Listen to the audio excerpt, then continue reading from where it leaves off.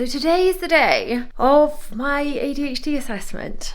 I am having very mixed feelings, which I don't think are even about this. I think they're about other things. I'll explain all that in brief because I have got to head off soon. But if you're new around here, hi, I am Ree. Welcome to my channel, Mummy of Four. As the name suggests, I have 4 children, all of which have been diagnosed with autism. And I think the anxiety I'm feeling now is, you know how your brain groups things together, your subconscious categorizes things. It's like, okay, so this, let's look for a similar experience before. Okay, we'll categorize that together. We're going to feel the same. And I feel like going for this assessment, I feel a very similar way to the way I did before my children's assessments. Now, my children's assessments felt very different. I was fighting for them to get support that they needed in school, so they needed this understanding. So it felt very high stakes.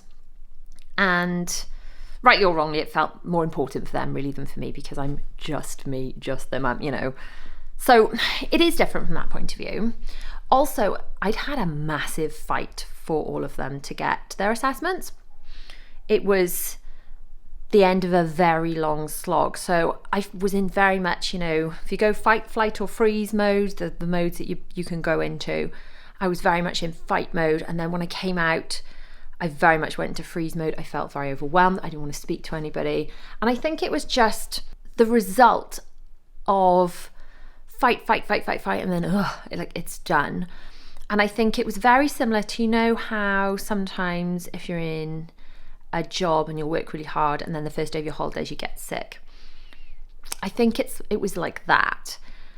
So I shouldn't feel that same way if I'm thinking logically. I'm like, as I'm talking to you now, I'm talking myself through this. I shouldn't feel that same way because it's not the same. This has not been such a fight. If you watched the last video, I will link it below. That explains it all in depth. So I'm not going to go into this in massive detail now. But in short, I had a chat with a friend of mine, Katie, from what Katie said on an Instagram live a couple of years ago. She'd recently been diagnosed and everything she said, I went, oh, I do that. Oh, I do that too. And since then, I've learned a lot more about it and I resonate with so much of it. So I went to the doctors last year, filled out a form. They said, take this away and bring it back. And I was like, no, I'll do it in the waiting room because if I take it home, you'll never see it again. I filled in that form. It very much indicated that I needed to be assessed.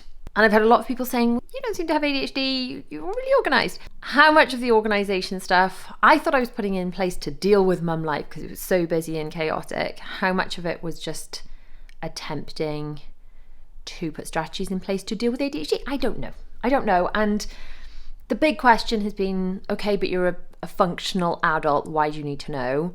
I just feel like I need to understand for my own brain and maybe I can be kinder to myself. If I was diagnosed, it would explain so much. I would almost be like, oh, no. But then equally, I'm like, what if it's all in my head and I'm just a bit ditzy? I don't have ADHD and I've just wasted everyone's time and everyone's going to hate me. These are the thoughts that are whizzing around in my head right now that I'm brain farting at you. And I'm aware as I say them out loud, some of them sound a bit silly. But that's how I'm feeling. I'm feeling, I don't know. I'm feeling like I would like to get it over and done with now. And on that note, I have to leave. It's time to get in the car. Let's go and get this done. And then we'll know, won't we? We'll know. And whatever it is, whatever it will be.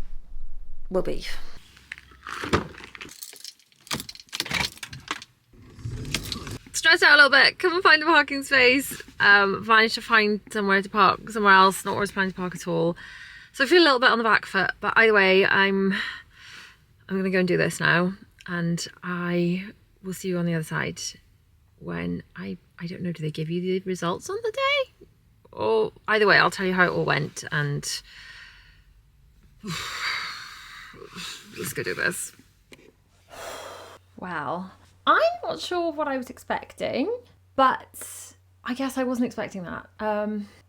Still trying to process. So, as you know, probably from earlier in this video, I did feel, I guess, a little nervous going in. I don't know exactly why, although I've got some ideas of what that might be linked to, some more things that have come up since we spoke earlier, that I'll share after I told you what happened. So I got there, I was on time, only just on time, having not been able to park the car. But then I had to wait around for about 10-15 minutes, which isn't a massive amount of time, but was enough time for me to be like, I guess I just wasn't knowing what to expect. And thinking about it, I will touch on this now. Yes, I had nervous sort of feelings from perhaps when my children had their assessments. Those felt like quite weighty days. I know when so that was my second child, first one to get assessed. I know his assessments, he had 2 days of assessment and they were back to back. They kind of squeezed him in last minute. And I was so stressed. I came out in a rash all over my face. It looked like I'd contoured myself in sunburn, like all across my eyes, all across my cheeks. I felt like it was quite a stressful time. And I think I associate with that. But also when I had all my like obs and gynae stuff, that all felt like quite a battle. And I had one doctor that really made me feel like poo and really belittled my symptoms. And I was going through some really debilitating heavy bleeding things. So this was nothing like that, but I think my brain was just categorising all that stuff together, which is why I think I was nervous. Anyway, taken into a room, lovely female doctor, or psychiatrist, I guess. I don't know, they're all doctors, aren't they? Psychiatrist, is a psychiatrist a doctor? I'm assuming so.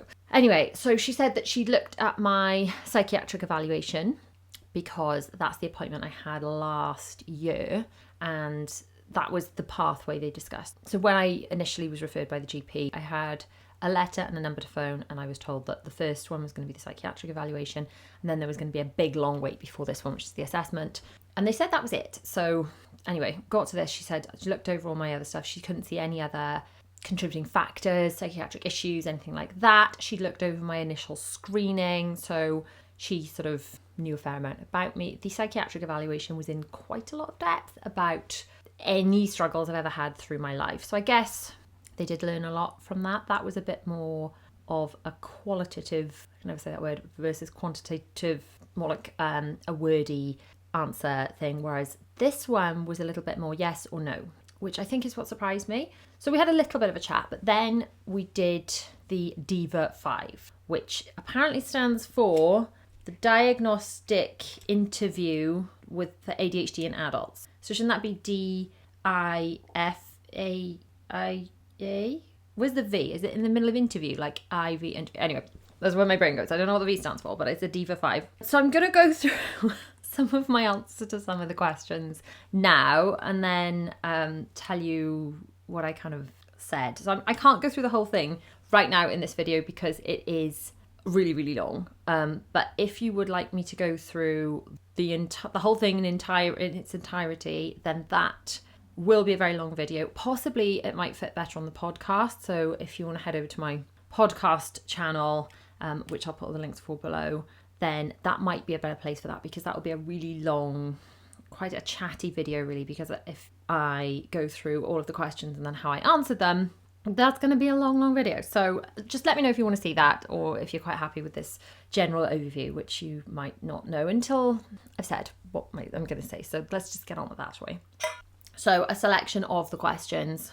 Bear in mind, there are questions where they look for examples in adulthood, and there are questions that are specific to examples in childhood. And apparently for it to be ADHD, a lot of this stuff has to be present in childhood and not just adulthood as well, but not all of it. They did say in the psychiatric evaluation that it would be helpful, beneficial to take a parent with you. I explained that wasn't going to be possible in my case, and they said that was fine. And actually that's quite common with adults. Not everyone has parents in their lives, so that was not essential, but it might be helpful. You are going for one of these, especially if your memory of your childhood is a bit sketchy. So examples of adulthood: makes careless mistakes. I mean, my spelling is not dreadful. My typing is pretty bad. And then I can't see my own errors until I look back with enough distance to read it as if someone else had written it. Then I can see the glaring errors. But when it's my own, it's like I'm blind to them. Works slowly to avoid mistakes. Does not read instructions carefully.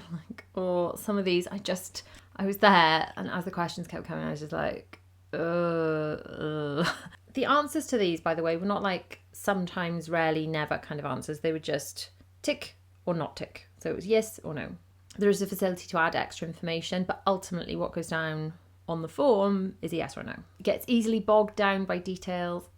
Yeah, that's me. Works too quickly and makes mistakes. And yeah, it's like typos or just being too close to my work. I really do struggle with that. Examples in childhood: making careless mistakes in schoolwork, not reading the questions properly, overlooking, missing details, and general other comments about careless work. Then some questions about attention. So in adulthood, just a few of them.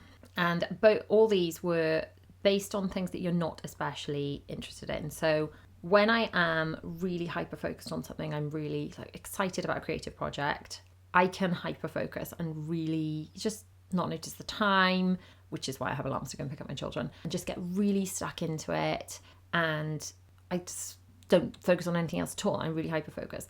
However, if it's something I'm not so interested in, so for example, I really enjoy doing the creative elements of my job and my videos, or when I'm really excited about creating a new plan or whatever, that stuff I can focus on, no problem. But when it comes to the really boring bitty bits, so after I've uploaded a video, I've got to fill out tags and descriptions and keywords and SEO stuff. I'm just bored to tears. And that's likely where you'll see mistakes or where I will have missed things. I have to have checklists I follow for every video, because honestly, I just skip steps. And it's not that in the interesting bits, in the being creative, making the videos, it's in the upload or just in the checking the final details. That's just something I struggle with so badly. Another one I felt really seen was not being able to sit and watch a film till the end. I cannot just sit and watch TV. I mean, this is me watching TV. I'm up and I'm down and I think I just need tissue. I think I just need to get my lip balm. Who's this? What were they in? Let's look on the IMDb app. What was this factually accurate? What was this? Let's Google that. Or I have to be going to get a drink or going to get a snack. I just can't sit still and just watch a film from beginning to end. It's agony. And then there were lots of questions about how distracted I was as a child. And again, it was very similar for me as a child. When I was interested in something, I wanted to know everything about it. But then other subjects, I was like, I just tune out. I'm looking at you, maths. Then the next section of questions, and there were just quite a lot of examples in each of these. And like I said, if you want me to go into this in depth, I'll happily do that in another video, but this one will be about 3 days long if we do it all here. So questions about appearing not to be listening to the person that is supposed to be speaking to you.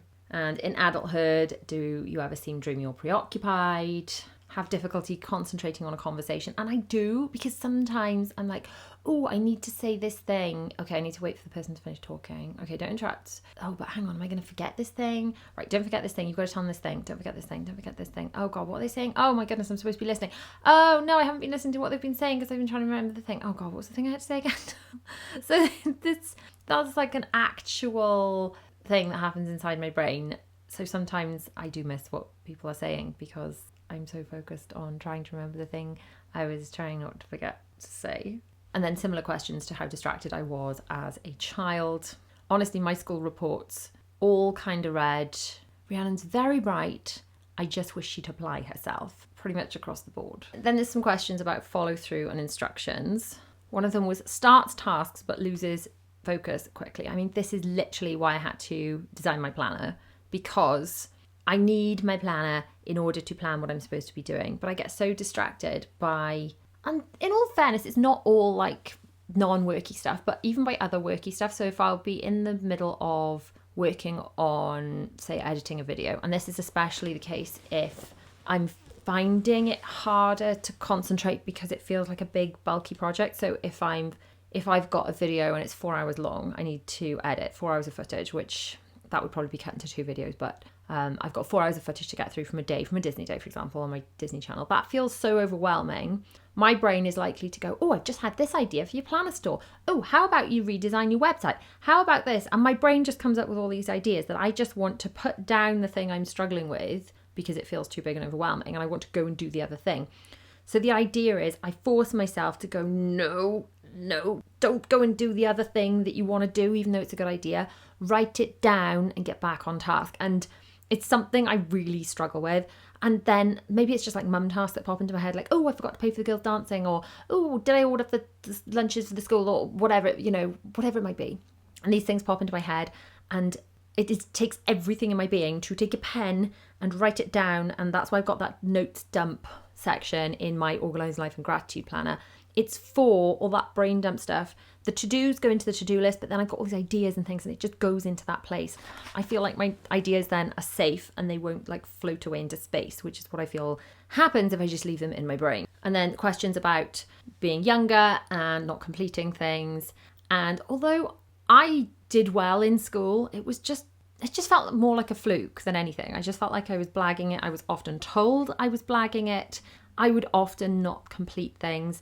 In fact, my English teacher, this is really bad, I hope my children don't watch this, but my English teacher, I can remember saying to me in my final year of school for my GCSEs, saying that all the coursework, I think it had to be posted off somewhere.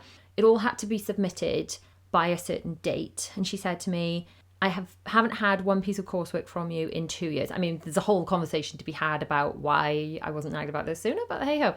I haven't had any coursework from you in 2 years, and the deadline is the end of the week. And I did 2 years worth of coursework in 1 week because I hadn't handed any in for 2 years.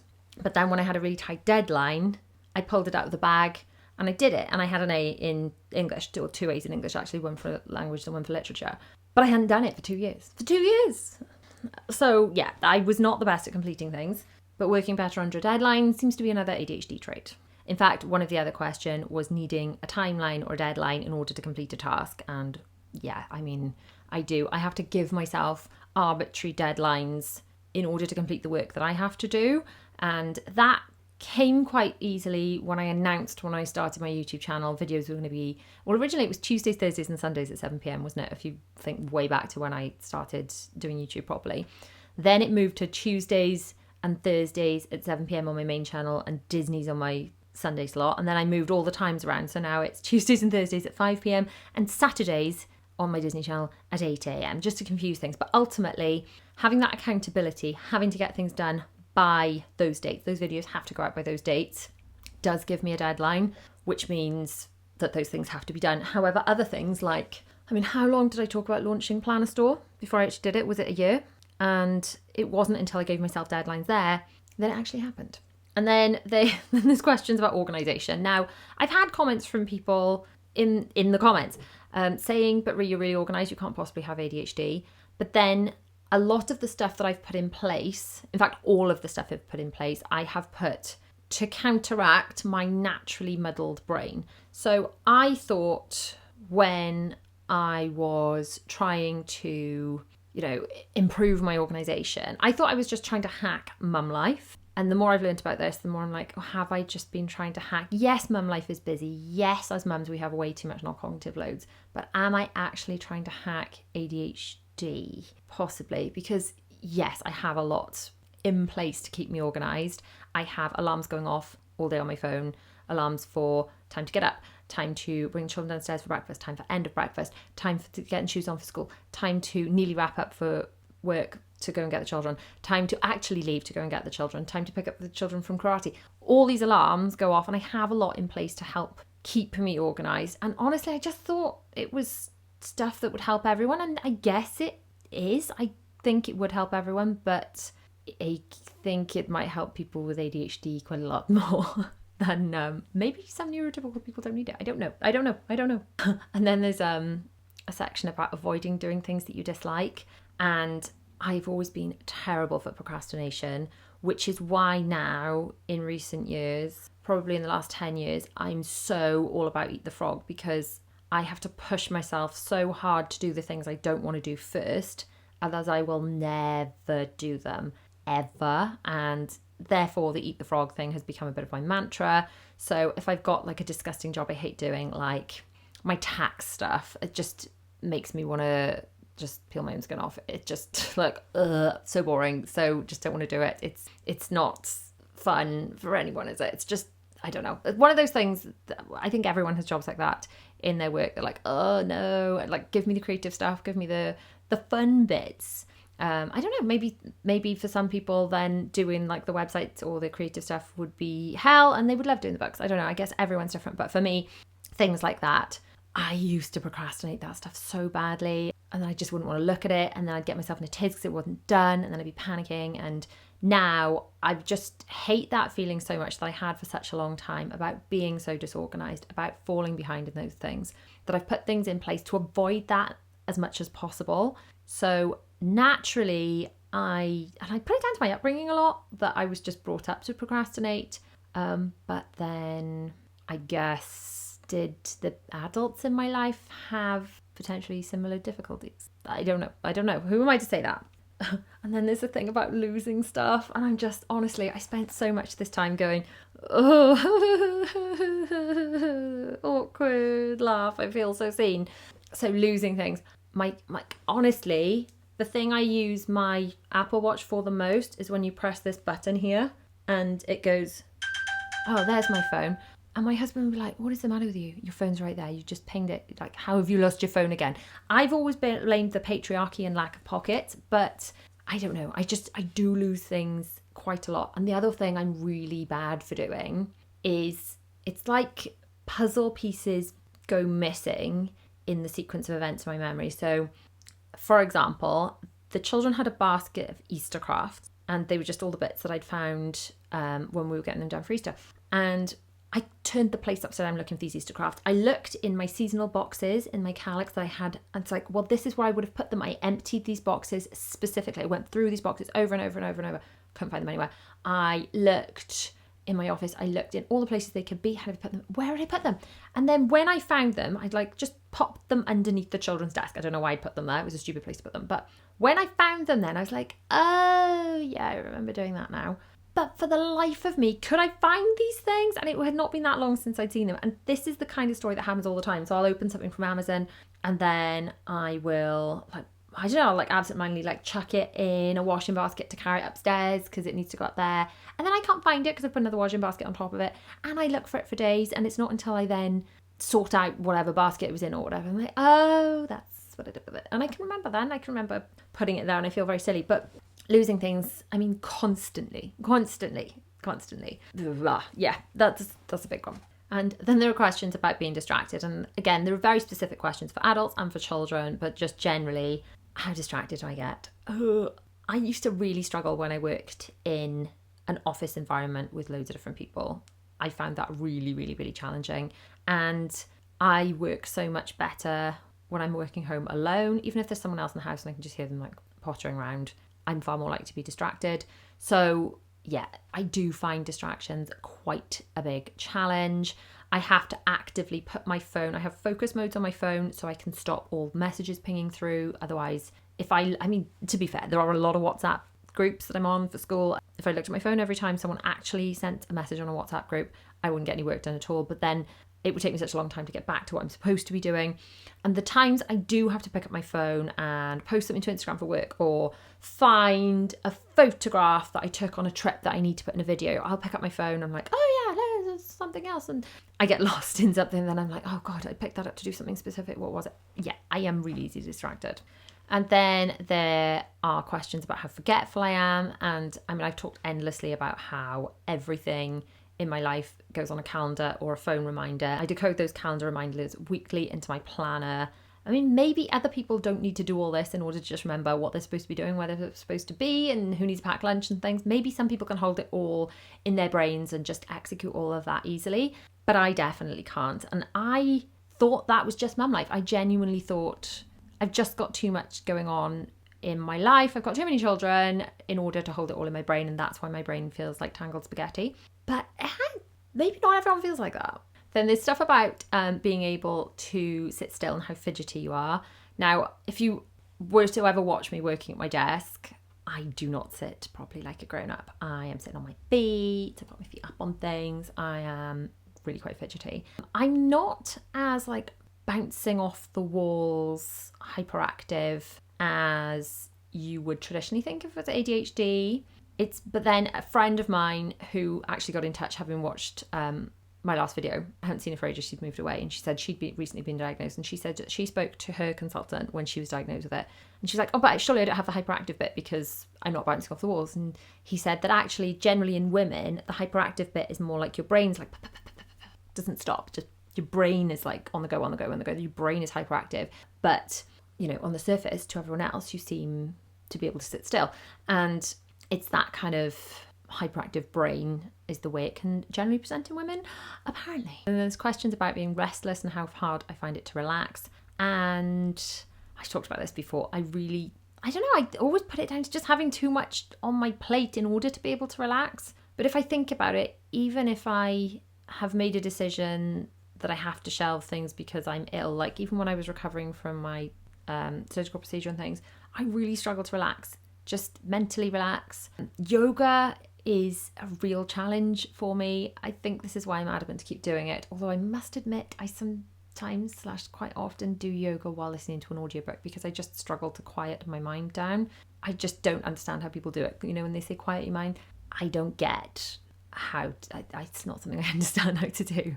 And then there's examples of talking a lot, which obviously I do, which is kind of helpful for my job, which is talking to you lovely people. An example, it talked about an example in childhood about always putting your hand up. And that was always me. I was like, this one, put my hand up, ask a question, answer a question. That was always me. And then questions about always being on the go and always having to be doing something, and just generally being constantly busy, seeming restless. I definitely identify with this and all these different questions. Honestly, the number of times I was like, yep, that one's well, yep.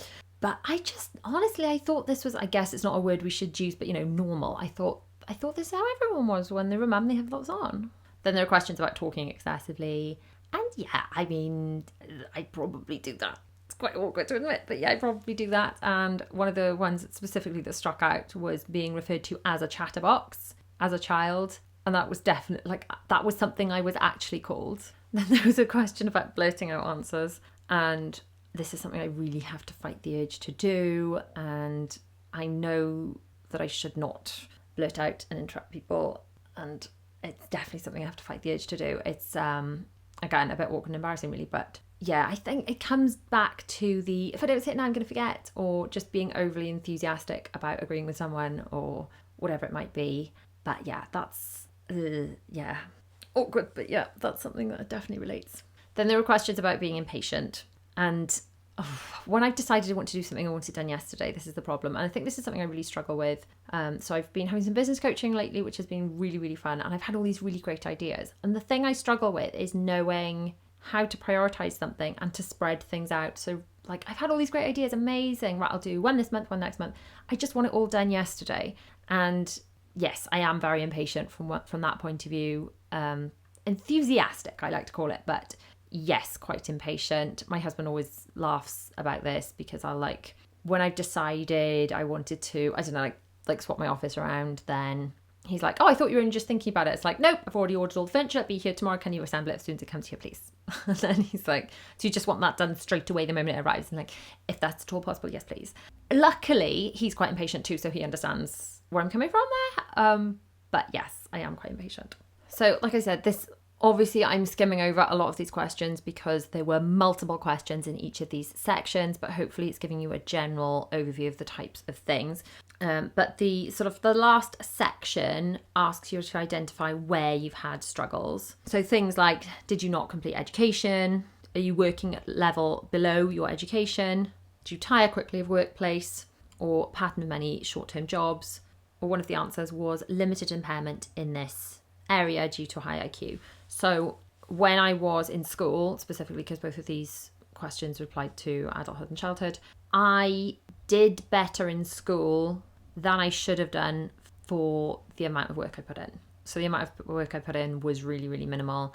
And I was very lucky to still have done quite well, which is why I think I was always told that I blagged things, because I guess I did. I did not necessarily deserve to have done well. I was just lucky that I'd managed to... I just put it all down to good exam technique, but it wasn't till I got further up through to university, and I got my degree, did well, but I never excelled in the way I wish I had if I'd really been able to apply myself, which I honestly did not fully apply myself to my full potential in any of my school or university education, which is kind of sad, really. I got through it, but I did not apply myself, but nor was I encouraged to. And I think this is where I've kind of parented my children in a different way. That I'm like, look, you might not want to do this now, but as your parent, I owe it to you to make sure you knuckle down and do the best that you can. And although our eldest wasn't best chuffed with me at the time, is now really grateful that I made him do that because he came out with exceptional grades at GCSE and A-level. So I think being guided through things would have definitely helped me a lot more as a child. And then there are questions about relationships and how symptoms have impacted those. Questions about how symptoms have impacted social contacts, how they've impacted you in free time and hobbies, like how easy do you find it to relax, or do you pick up new hobbies and then bore them very quickly? Like, yeah, you've done that a number of times over the years. And then questions about self-confidence and self-image. Do I struggle with perfectionism? Which actually might just be procrastination. Yes, I really do. Which sounds really contradictory to the making careless mistakes, but I honestly struggle with both. Like, I want things to be perfect, and then I have to kind of go, no, that has to just be done is better than best and move on. But it is definitely a struggle, because ultimately, so many times I haven't wanted to get started. Like, even with filming videos, sometimes I will sit there and be like fiddling around with the planning and writing more notes and stuff. I can't even get started because I can't really feel like it's right to get started. I haven't planned it properly. And then that is a bit of a challenge. And then things like an excessive and intense reaction to criticism. I am such a people pleaser, and I care far too much about what other people think. And I really am trying to work on that, because I know that's not healthy, but that is something I struggle with pretty much my whole life. So we went through this incredibly long questionnaire, this Diva 5, and then she said, right, okay, so next steps are the physical examination and then medication. So I was like, okay, so when do I, get the results? If I need a diagnosis? And she said, oh, you do. You have ADHD with the hyperactivity. The mixed, I think. Did she call it the mixed? In fact, she gave me a bit of paper, which I instantly said, I'm going to have to take a photograph of this so I don't lose it. And she said, no, you can just stick it on your fridge. I'm like, no, I have to take a photo of it because it may not make it as far as the fridge. I will probably lose it. I've not lost it yet, so I'm quite pleased there. So she said, right, the ADHD pathway was the general interview and the psychiatric evaluation, the Diva 5, which is the thing we just did, then the physical health, then medication. And that's it. So yeah, I've been diagnosed with ADHD. I have ADHD. How do I feel about that? Honestly, relieved. Like, it makes so much sense. Like, why I am the way I am. And I think it's going to be easier to be kind to myself. I definitely with hindsight, when I think back of, like when I struggled with things when I was younger, things like not applying myself, not really achieving my true potential, which I beat myself up about a bit, then it all just makes so much sense. Honestly, I now wonder why I was so worried. No, what was I worried about? I was worried about wasting people's time. I thought I'd go in there and they'd be like, oh, you don't have ADHD. What are you doing here wasting our time? Now, obviously, they weren't actually going to say that, but I think my subconscious worried that they might. And that probably comes back to having that experience maybe with that particularly awful male registrar gynecologist that really made me feel pooey when he's like, oh, so just having heavy bleeding, are we? Why is that such a big deal? And I wanted to say no uterus, no opinion. But yeah, I think having had experiences of being belittled by other medical health professionals, I think that was a bit of a concern. It was all very, she was lovely and it was all quite straightforward. And then, of course, just the stress that came with the children's autism assessments. Incidentally, I did say, so this just ADHD or autism? She said, no, not autism. We're not looking at autism here, just ADHD. So that was really interesting. I know some people did say in the comments they thought maybe they kind of spotted a bit of autism with me as well. Also, before today, I did do an autism screening and my screening results came back as no, very unlikely to have autism. So that was really, really interesting. And honestly, that kind of stacks. I kind of know quite a lot about autism and now a fair amount about ADHD since I've been researching it over the last couple of years. And definitely I feel that my challenges and struggles align far more with ADHD than with autism. I had a lot of people saying, what difference do I think it will make? Ultimately, being able to understand myself, I would say, is massive. And just being able to know which strategies I'm going to be able to put in place to help myself even more. Ultimately, hack productivity even more, because the more we know about ourselves, the more we can hack our lives to make them better and easier and get more done in the time we're trying to get things done, so we can have more free, enjoyable time and just be kinder to ourselves.